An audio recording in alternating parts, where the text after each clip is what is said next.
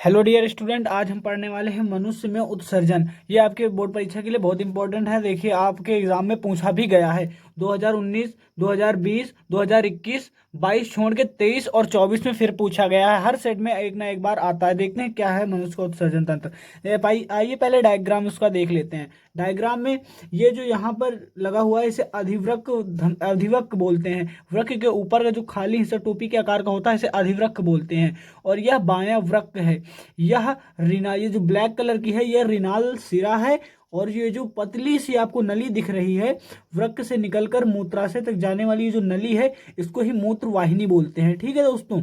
और ये जो गोल सा आपको आकार दिख रहा है इसे मूत्राशय बोला जाता है। और ये जो आगे का निब दिख रहा है आपको यह मूत्र मार्ग होता है। यहीं से मूत्र का निष्कासन किया जाता है। इसी तरह इस साइड में देखेंगे यह है दायां वृक्क और इसके ऊपर भी यह अधिवृक्क है। ठीक है। दाएं वृक्क के ऊपर जो टोपी के आकार का है इसे अधिवृक्क बोलते हैं। और ये जो रिनाल सिरा है ना, ये जो ब्लैक कलर का ये रिनाल सिरा यहाँ पर जुड़ा होता है हाइलस से। किससे? हाइलस से जुड़ा होता है। और ये खाली जो दिख रही है इसे रिनाल धमनी बोलते हैं। ठीक है। इसका पूरा स्ट्रक्चर आप देख लीजिए, आपको इसी तरह बना देना, पूरे नंबर आपको मिल जाएंगे। देखते हैं इसका वर्णन कैसा है। ठीक है। वर्णन का पढ़ते हैं। मनुष्य में उत्सर्जन।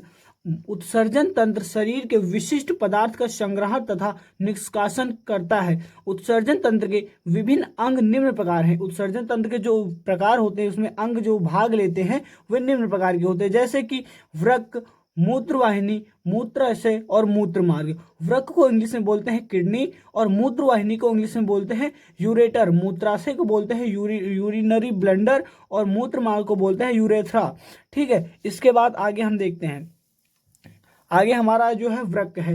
वृक्क मानव शरीर में सेम के बीच के आकार वाले दो वृक्क रीढ़ की हड्डी के दोनों ओर पेट के पिछले भाग में पाए जाते हैं।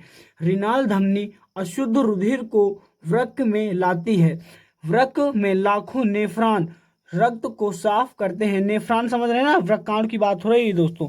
वृक्काणु को ही नेफ्रॉन बोलते हैं। रक्त को साफ करते हैं। वह शुद्ध रुधिर को रिनाल द्वारा शरीर से बाहर भेज दिया जाता है। ठीक है। व्यर्थ पदार्थ जो मूत्र वाहिनी द्वारा मूत्राशय में भेज दिया जाता है। ठीक है। जो मतलब व्यर्थ पदार्थ हो रहता है उसे मूत्र वाहिनी द्वारा मूत्राशय में भेज दिया जाता है, मूत्र जिसे बोलते हैं। ठीक है। और जो उपयोगी पदार्थ होते हैं उसे नेफ्रॉन द्वारा शरीर में भेज दिया जाता है। ठीक है। आगे क्या है? मूत्रवाहिनी।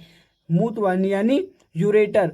यह वृक्क से निकलकर मूत्राशय तक जाती है। इसकी भित्ति में क्रमानुकुंचन गति पाई जाती है जिससे मूत्र आगे बढ़ता है। यानी कि कभी कभी पूछ लेता है कि मूत्र वाहिनी में कौन सी गति पाई जाती है, तो वहां आपको बताना है क्रमानुकुंचन गति पाई जाती है। मूत्र वाहिनी में क्रमानुकुंचन गति पाई जाती है जिससे मूत्र आगे की ओर बढ़ता है। ठीक है। आगे देखेंगे मूत्राशय क्या है। Urinary blunder. यह उदर गुहा में पिछले भाग पर स्थित होता है। इसमें ही मूत्रवाहिनी आकर खुलती है और इसमें ही मूत्र को संग्रहित किया जाता है। ठीक है। मूत्राशय में ही मूत्र को संग्रहित किया जाता है। जो मूत्रवाहिनी होती है ये जो इसमें आप देखेंगे ये जो मूत्रवाहिनियां हैं ये पतली पतली, ये मूत्रवाहिनी आकर मूत्राशय में खुलती हैं। ठीक है। और यहीं पर मूत्र को संग्रहित किया जाता है। ठीक है। आगे देखते हैं मूत्र मार्ग किन्हें कहते हैं। मूत्र मार्ग यानी यूरेथ्रा। मूत्र मार्ग का पश्च भाग सकरा होकर एक पतली नलिका में परिवर्तित हो जाता है जिसे मूत्र मार्ग कहते हैं। आप इस स्ट्रक्चर में आप देखेंगे तो इस स्ट्रक्चर में आपको यहाँ पर दिखेगा, सीधा कर लेते हैं इसको। यहाँ पर आपको दिखेगा ये जो मूत्र मार्ग है यहाँ पर पतला हो गया है। ठीक है। और यहीं से मूत्र का बाहर निष्कासन होता है। ठीक है। आप इसको पूरा देख लीजिए और वीडियो अच्छी लगी हो तो एक लाइक और एक सब्सक्राइब कर दीजिए, क्योंकि दोस्तों बहुत मेहनत लगती है। ऐसे टॉपिक वाइज वीडियो पाने के लिए हमारे चैनल को सब्सक्राइब कर लीजिए। धन्यवाद।